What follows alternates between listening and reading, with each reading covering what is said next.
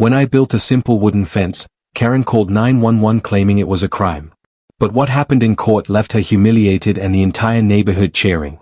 The trouble began the moment the new fence went up. It wasn't tall or flashy, just a modest wooden barrier built to mark property lines and give a bit of privacy.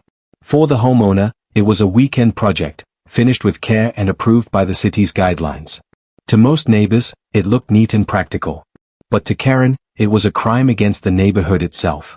Karen, the self-appointed enforcer of the HOA, wasted no time in making her outrage known. She prowled up and down the street, snapping photos of the fence from every angle. She claimed it blocked her view, ruined the aesthetic harmony, and most importantly, hadn't been authorized by the HOA board. Within days, she filed complaint after complaint, filling inboxes with demands for its removal.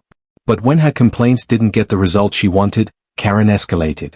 One afternoon, in full view of the neighbors, she called 911.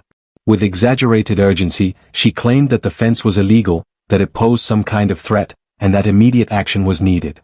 When officers arrived, they were met not with danger but with a simple wooden fence and a baffled homeowner standing beside it. The officers quickly realized the truth. There was no emergency, no crime, just an angry woman misusing emergency services for her own vendetta. They filed a report and moved on, leaving Karen fuming on the sidewalk. But she wasn't finished. Determined to prove her point, she pushed the HOA to take legal action. Soon, the homeowner received notice that the dispute was headed to court. The day of the hearing drew plenty of attention. Neighbors who had grown tired of Karen's antics whispered about what might happen.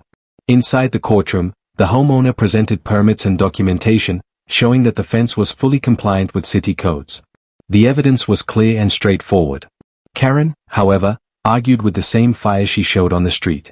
She waved her stack of photos, ranted about aesthetics, and insisted the fence had destroyed the character of the neighborhood. But the judge wasn't swayed. After reviewing the facts, the judge turned his focus not on the fence but on Karen's behavior. He noted the waste of police resources, the frivolous nature of her complaints, and the harassment that the homeowner had endured. The ruling was decisive. The fence was perfectly legal and would remain standing.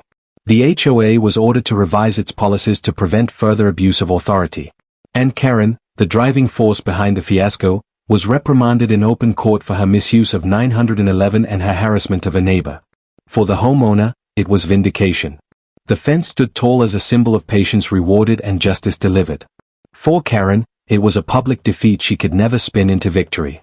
What began as petty control ended with the judge destroying her case, and her reputation. Do like, subscribe for more story.